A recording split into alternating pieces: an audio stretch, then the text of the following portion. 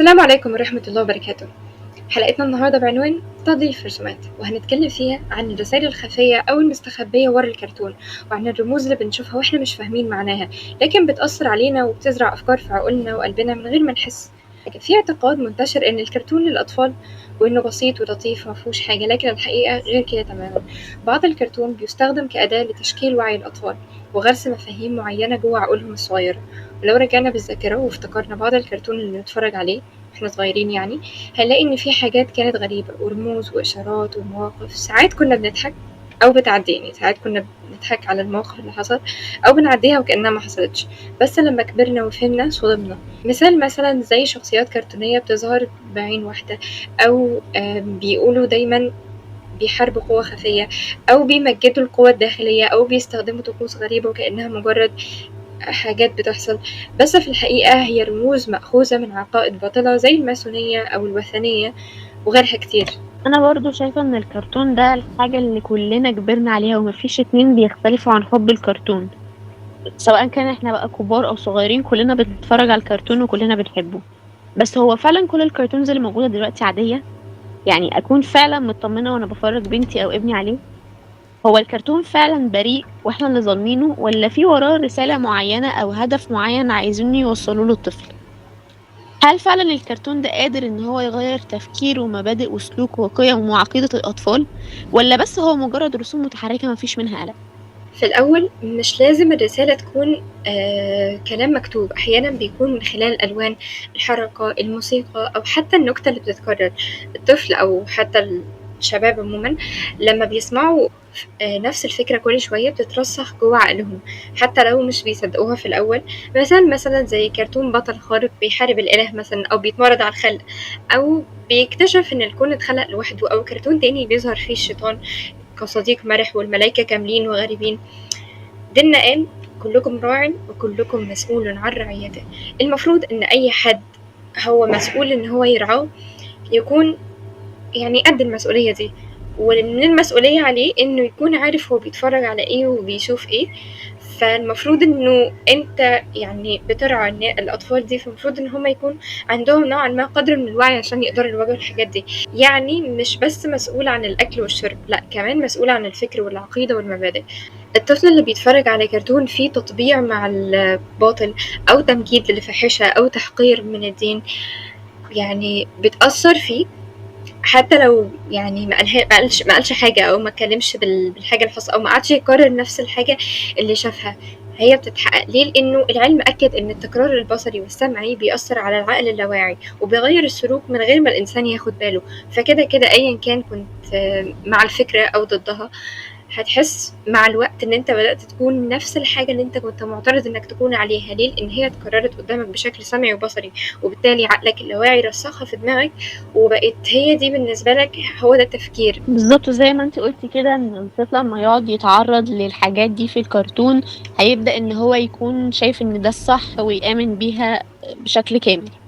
طيب انا ازاي اعرف ان الكرتون اللي ابني او بنتي بيتفرج عليه، او حتى انا شخص كبير بيتفرج عليه، فيه تضليل وان هو مش كرتون عادي او كرتون بريء؟ اول حاجه ان الكرتون ده ممكن يكون فيه تشويه او سخريه من الدين، لان طبعا زي ما احنا عارفين ان الدين ده هو اساس الانسان اصلا، الدين والعقيده اساس الانسان.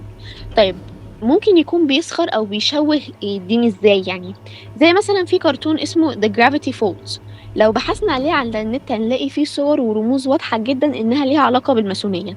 او زي الكرتونات اللي بيكون فيها مثلا قبلات بين البطل والبطلة او الامير والاميرة، ابرزهم مثلا زي الكرتونات بتاعت ديزني اللي هي اميرات ديزني زي سندريلا، سنو وايت، وحتى الجميلة والوحش او الاميرة والضفدع، الكلام ده كله.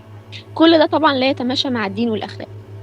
بالظبط معاكي حق في الجزئية دي. وكمان آم، من ضمن الأمثلة اللي انتي قلتيها، أنا كمان أعرف بعض المواقف اللي بتحصل ساعات في كرتونات كتير، بس بدون ذكر أسماء صراحة. يعني في كرتون في ساحرة بتعلم بنت صغيرة يعني إنها لو آمنت بنفسها هتعمل المعجزات، وما ذكرتش ربنا ولا حتى كلمة إن هي تدعي كأن الإنسان هو الإله يعني. وده مش صح. ما علمتهاش إنه في حاجة اسمها التوكل، ما علمتهاش إنه في حاجة أو في رب أقدر إن أنا أتوكل عليه وأعتمد عليه في أي حاجة أنا عايزاها. فعملت البنت وكأنها هي المتحكمة في الحاجات اللي بتحصل لها. بس لا، كل واحد ليه قدر ومكتوب له، وكل اللي عليه إن هو يسعى بس. تاني حاجة برضه في كرتون فيه بطل بيموت وبيتحول لطاقة وبيقول إن الموت مش نهاية، وده تناقض واضح جدًا مع عقيدتنا إنه ما فيش حد مخلد، كلنا هنموت وكلنا وده مصيرنا يعني. فهو بيعلمه إنه ممكن يكون يعرف إن هو يخلد وهو متحكم في ده، وده غلط. برضه في كرتون فيه مشاهد خفيفة بتمر بسرعة بس فيها صور شيطانية أو طقوس سحرية أو حتى إشارات جنسية للأسف. الطفل اللي بيتفرج على الكرتون ده بيبدأ يتكلم زيهم ويلبس زيهم ويفكر زيهم، وبعد شوية مش بيصدق أهله، بيصدق الكرتون. زي مثلا بنت صغيرة لو مستمرة مثلا في إن هي تتفرج على كرتون معين، والكرتون ده فيه الأميرة متمردة مثلا اللي بترفض أوامر أمها وبتجري تعيش لوحدها في الغابة. طب البنت دي هتتعلم ايه، الطاعة ولا التمرد؟ الرسالة هنا مش بريئة خالص، هي ممكن تكون متوصلة في صورة معينة بس الهدف منها مش نفس اللي موجود في الصورة. هو هنا بيبدأ يلعب إن هو يخلط لك بين الخير والشر، يعني تكون الشخصية الوحشة أو الشخصية الشريرة دايما يكون شكلها كيوت، ولما بتعمل حتى حاجة غلط مش بتتحاسب، ده بالعكس ده بتكافئ عليها وبتوصل كمان للي هي عايزاه. يعني زي مثلا كرتون جامبل، الأب هو كان المفروض إن هو يشجع أولاده إن هم يعملوا حاجات صح ويعلمهم الصح من الغلط. هو أصلا في الكرتون كان بيساعدهم إن هم يكذبوا على مامتهم، وطبعا يعني هو أصلا المفروض الأب اللي هو بيكون رب الأسرة دوره مهم جدا في تنشئة الأطفال، أو إن هو حتى يعلمهم ولو حتى بكلمة واحدة، مش لازم اللي هو يقعد يبقى قاعد معاهم يعني طول اليوم زي ما الأم بتعمل، بس حتى هو كان لما بيجي يقعد معاهم كان بيساعدهم إن هم يكذبوا على مامتهم ويبطلوا يذاكروا ويهربوا بره البيت. وهو أصلا كمان ما كانش بيشتغل، كان قاعد في البيت وكان مخلي مامتهم هي اللي بتشتغل وهي اللي بتروح وتيجي وتعمل كل حاجة. في برضه إن هو ممكن يكون بيعرض للطفل سلوكيات وحشة بتعرض على إن هي طبيعية أو مضحكة، زي مثلا كرتون سبونج بوب، كان دايما صاحبه بسيط كسول ومش عايز يعمل أي حاجة غير إن هو ياكل ويقعد يتفرج على التلفزيون. وشوف حتى الرمزية اللي هو مستخدمها في الكرتون، سماه في الكرتون بسيط عشان يزرع في عقل الطفل ان هو لما هيعمل كده ان هو يكون كسول، ما بيشتغلش ما بيعملش اي حاجة غير ان هو قاعد كسول خالص بيتفرج على التلفزيون وبياكل وبس كده، هو هيكون بسيط. لان احنا عارفين ان الاسم ده يعني ينفع بسيط، ده ينفع اسم وينفع صفة في نفس الوقت. غير كده ان هو برضو في الكرتون بيبدأ يروج لحاجات لا تمت للفطرة الإنسانية بصلة. احنا هنا بقى مش بنتكلم على الدين، لا احنا بنتكلم على الفطرة الإنسانية اللي اتخلقنا عليها ايا كان الدين ايه. زي مثلا الكرتونات اللي بتروج للمثلية الجنسية زي ما انتي قلتي، زي كرتون مثلا وقت المغامرة، كانت في علاقة واضحة جدا بين مارسيلين اللي هي مصاصة الدماء والأميرة بابل جام اللي هي شعرها لونه بينك أو شعرها لونه وردي يعني. وفي برضو كرتون اسمه The Owl House، البنات فيه كانوا بيقربوا لبعض في مسافات مش مطمئنة خالص. وكان في برضو حلقة دي أنا شفتها شخصيا، راسمين فيها مثلثات بطريقة يعني واضحة جدا إن هي بتعبر على إيه، مثلا شكله عنده عين واحدة أو عنده 3 عيون، عينتين زي البني آدمين وعين في الجبهة عنده أو في القورة عنده. فواضح جدا إن هو حتى في الكرتون ده بيروج لكذا فكرة مش بس فكرة المثلية الجنسية. وبرده كان عندنا كرتون مستر بين، كان في حلقة كده فيه ان هو زي بيسمع شريط موسيقى لمغنية معينة هو بيحبها وشافها في الحقيقة. المغنية دي كانت لابسة فستان يعني جريء جدا، وبرده بيكون في رسائل مخفية زي ما انتي قلتي او رموز مشبوهة. برضو كان الموضوع ده في كرتون The Old House. انا مش هتكلم كتير، انتوا كآباء وامهات ممكن تدخلوا تتفرجوا وهتفهموا ايه العلامات دي. طيب احنا عندنا اكتر من حاجة ممكن نقدر نعملها. يعني اول حاجة لازم نفهم الاولاد، يعني نقول لهم ان الكرتون ده معمول عشان يضحكك بس، في حاجات غلط كتير، فتعالى نكتشفها سوا وتبدأ بقى توضح له ايه الحاجات الغلط، بحيث ان هو حتى لو يعني في أسوأ الحالات لو هيتفرج يكون بس واعي بالحاجات اللي بتحصل. تاني حاجة ممكن نعملها ان احنا ممكن نشاركهم، نتفرج معاهم على حلقة يعني نكون يقظين معاهم، اللي هو لو ظهرت أي إشارة رمز فكرة غريبة نوقف الفيديو ونسألهم أنت فهمت إيه اللي حصل، ونبدأ نشرح له بقى هي إيه الفكرة دي وإيه اللي حصل، يعني إيه الفكرة اللي اتعرضت قدامه دي هي عبارة عن إيه. زي ما قلنا حتى لو في أسوأ الحالات يكون بس يعني واعي بالحاجة اللي بيشوفها. برضه تالت حاجة إنه نفلتر المحتوى، في تطبيقات ومواقع بتعرض كرتونز نظيفة جدا وآمنة جدا، أمان للأطفال، في كرتونات إسلامية كتير، بتكون كمان في قنوات مرخصة. بتراعي القيم جدا. ففي حاجات كتير جدا زي دي. برضو ممكن ان احنا نملى وقتهم بحاجة افضل، يعني مش لازم طول الوقت كرتون، ممكن تحكي لهم قصة، ممكن يكون آم، القص والتلوين او القص واللزق، لعبة تفاعلية مثلا، كل ده بيبني شخصيتهم افضل من الكرتون يعني. برضو خامس حاجة ممكن ندربهم على التحليل، ان نعلمهم لما يشوفوا حاجة غريبة يقولوا ده مش حقيقي وده ضد الدين، او انا مش مصدق ده. بس يكون كفاية الوعي، ده اهم حاجة، انه بس يكون عندهم وعي بالحاجة اللي بتحصل. بالضبط كده يا إيمان، زي ما أنتِ قُلتِ، طبيعي أنا كأم أو حتى أب، لإن الطفل ده بيكون مسؤولية الأب والأم مع بعض، أكيد أنا عارفة ابني بيتفرّج على إيه، ولازم أصلًا من الأول أدوّر على الكرتون وأشوفه أنا الأول قبل ما عيالي يشوفوه، كده أنا هاكون أثّرت على نَفْسي وعلى الطفل برضه مشوار طويل أوي. طيب في حالة إن الطفل شاف حاجة زي اللي إحنا اتكلّمنا عنها النهارده، نعمل إيه؟ أول حاجة اتكلّم مع الطفل بالراحة من غير زعيق أو حتى عصبية، قبل أي حاجة اسأله شاف إيه؟ وحَس إنه مش مرتاح أو إن في حاجة غلط، ابدأ فهّمه بالراحة خالص، وده طبعًا على حسب سِنّه، كل أم وأب ليهم الطريقة بتاعتهم في التواصل والتعامل مع الطفل، وفعلًا تفهّمه الصح من الغلط، سيبه يسأل واتكلم وتحاور وتجاوب معاه. وهنا بيستحضرني موقف مع أختي الكبيرة سارة، كان برضه في نفس الكرتون بتاع جامبل ده، كان ماسك زي سِن برجل كده وبيهزر مع أخوه، فراح ضاربه في عينه بسِن البرجل. وأخوه بقى بيهزر معاه وبيضحكوا، فعادي، فأنا شُفت إن الموضوع عادي يعني، فكنت باهزر مع سارة بالطريقة دي، فقالت لي: "هو أنتِ هتعملي إيه؟" قُلت لها: "هاهزر معاكِ، ما هو في الكرتون عمل كده وما جرالوش حاجة." قالت لي: "لأ يا حبيبتي ده كده غلط، ما ينفعش، مش كل حاجة في الكرتون نشوفها نقلدها، الكرتونات دي بيبقى فيها حاجات كتير غلط." وبدأت بقى إن هي تتكلم معايا وتفهّمني.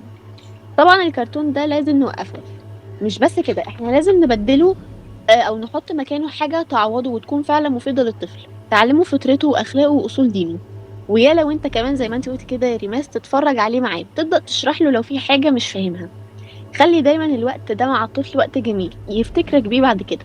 أنا برضه كانت مامتي بتعمل كده معايا وكانت بتبدأ تحكي لي حتى بعد ما نتفرّج على الحلقة أو الكرتون، تقعد تقول لي: "أنتِ اتعلمتِ إيه؟ طب فهمتِ إيه من الحلقة؟" وبعدها بفترة برضه تقعد تقول لي: "بس أنتِ فاكرة إحنا لمّا كنا بنتفرّج على مثلًا الكرتون الفلاني فاكرة عمل إيه؟" مثلًا لو كنا بنتفرّج على حاجة ليها علاقة مثلًا كمثال عن الصدقة مثلًا، فتبدأ تعلّمني إزاي الصدقة دي بقى ممكن نطبّقها في حياتنا العملية، يعني إزاي مثلًا أدّي حد صدقة وإزاي تكون الصدقة دي بتأثّر على حياتي وبتزيد المال بركة مش بتنقص منّه والكلام ده كلّه. خلّي دايمًا في لغة حوار بينك وبين الطفل، بحيث إن هو لو شاف أي حاجة ييجي يحكي كل حاجة من غير ما يكون خايف أحسن يتضرب أو يتزعق له أو يتعنِّف بأي وسيلة من الوسايل دي، لإنه لمّا هيتعرّض لحاجة شبه كده وأنت طبعًا هتزعق له أو هتضربه أو كده، هيروح يسأل برّه في النت وChatGPT وإحنا طبعًا ما نعرفش هُم هيقولوا له إيه، وهل ده هيتماشى مع أصول الدين والأخلاق اللي إحنا عايزين أطفالنا يكونوا عليها أو إن هُم يتحلّوا بيها يعني. حلو جدًا الكلام اللي أنتِ قُلتيه ده، بس أنا محتاجة أرجع خطوة ورا، نعمل back shifting كده على نقطة معينة أنتِ اتكلمتِ عنها، وهي أنواع التضليل في الكرتون بتكون عبارة عن إيه؟ هو في الحقيقة هُم بيكونوا عبارة عن 5. أول حاجة تضليل عقيدي، زي مثلًا لمّا إله يبان، أو شيطان بيظهر كصديق، أو العالم اتخلق من لا شيء، أو الأرواح اللي تتجسد، أو الإنسان إله نفسه، حاجات زي كده، ده تضليل عقيدي، ده أول نوع من أنواع التضليل في الكرتون. تاني حاجة تضليل سلوكي، زي مثلًا تمرُّد على الأب والأم، آمم إن هو مثلًا يكدب بشكل مستمر، الغِش مثلًا، الشتيمة، يعني إن هُم بيقولوا مثلًا الغِش دي مغامرة مثلًا بياخدوها، بس الغِش مش كده، والشتيمة بيجيبوها في شكل الضحك مثلًا أو إن حد بيضحك. تالت حاجة برضه، تاني حاجة دي الأول إن ده تضليل سلوكي، تالت حاجة التضليل الأخلاقي، مثلًا زي تطبيع مع الفواحش، إلغاء مفاهيم العفة، السخرية من الملتزمين، ده تضليل أخلاقي. ده تالت نوع من أنواع التضليل. ورابع نوع تضليل بصري، زي مثلا إشارات ماسونية، رموز شياطين، رسومات سريعة بتمر زي ما قلنا على عين الطفل مثلا وبتدخل عقله، حاجات زي كده، ودي رابع حاجة تضليل بصري. خامس حاجة تضليل نفسي، زي مثلا بطل متمرد، العالم ضلمة مثلا، الحل في العنف أو الانتحار، يعني حل إن هو يخلص من مشاكل في حياته بدل ما يقعد مثلًا ويشوف حلّها اللي هو ممكن إزاي يحلّها، لأ هُم بيوصّلوا إن الفكر أو الفكرة بتاعة حل المشكلة دي العنف أو الانتحار. الوحدة مثلًا أفضل من الأسرة، حاجات زي كده وأفكار كتير جدًا زي الحاجات دي. وعلى فكرة في قصص حقيقية بجد بتحصل بخصوص الكرتون ده، والقصة اللي أنا هاذكرها دي هي قصة واقعية يعني حصلت بجد.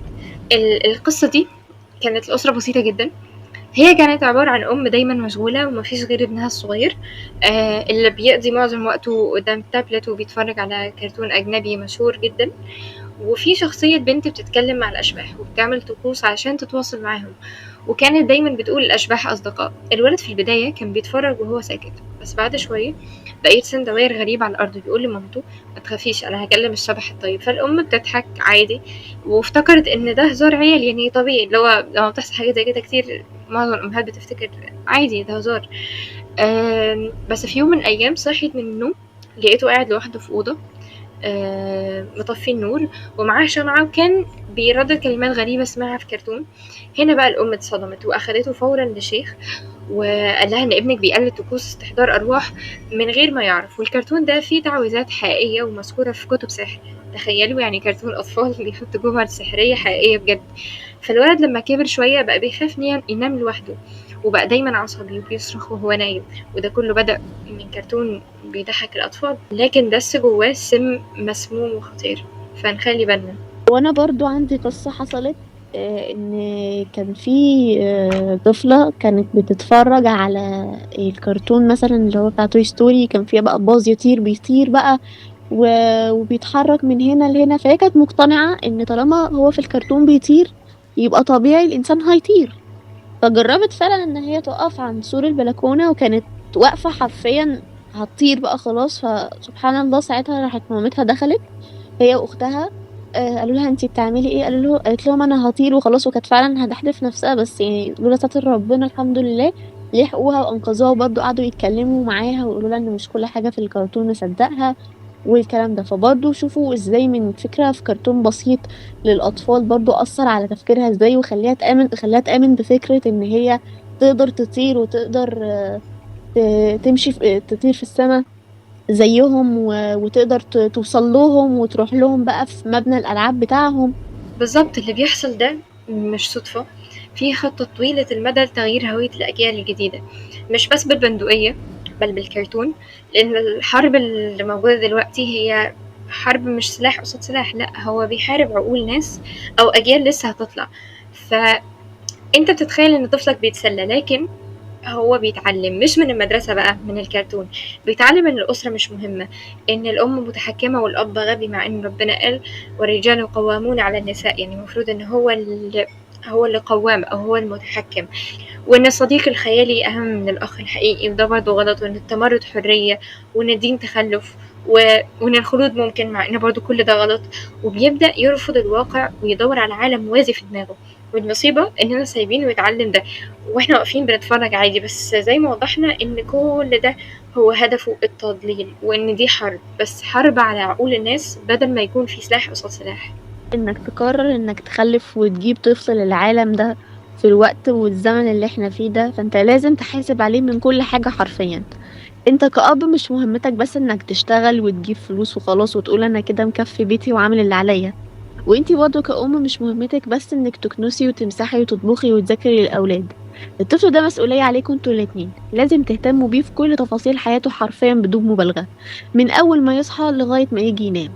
عارفة الموضوع صعب بس هُم دول الأهل، دي مهمتكم، أنتم لازم تأدّوها على أكمل وجه، مش لإن أنتم بتعملوا جميلة في الأولاد أو كده، لأ، لإن أنتم فعلًا عايزين أولادكم يطلعوا كويسين، فعشان كده لازم تتعبوا معاهم شوية. أتمنى كلامنا في الحلقة دي يكون فعلًا شكِّل جزء من وعيكم وفتّح عيونكم على حاجات ما كنتوش واخدين بالكم منها أو حتى عارفينها بس مش فاهمينها أوي. في الآخر مش بنقول كل الكرتون وحش ولا بننشر خوف أو وسواس، لكن بنقول افتح عينك وشغل عقلك وخلي إيمانك هو المرشد بتاعك. العالم اتغير والحرب زي ما قلنا بقت على العقول قبل القلوب، وانت مسؤول بقى عن نفسك وعن اللي حواليك. سبحانك اللهم وبحمدك نشهد أن لا إله إلا أنت نستغفرك ونتوب إليك. وبس كده كنا معاكم من بودكاست مشوار.